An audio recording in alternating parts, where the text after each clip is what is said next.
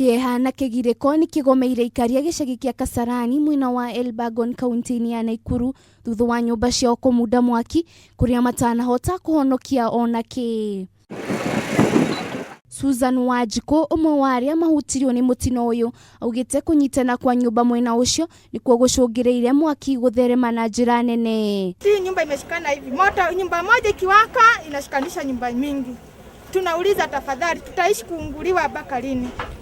Hii hata siku ine ijaisha kutaka moto iwake huko kwa site. Watu wameunguliwa, hakuna kitu yenye wameweza kuchukua.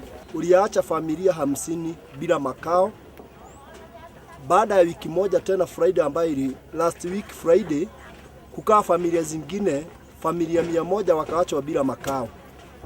Na tena hivi leo tunaongea hapa saa hii, familia kama 40 zimewachwa tena bila makao. Aikaria yani morete thirikari ya kaunti ya Nakuru kumarehera thima mwaki hakuhe kuona mitino ya mwaki ni ikoretwe kiyumiria na njira nene mwena ucio. Tungewaomba serikali yetu mtukumbuke, mkuje na mtutoe hapa Kasarani.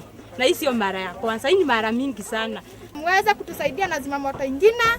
Hii moja ikikuja inasaidiana na hii nyingine.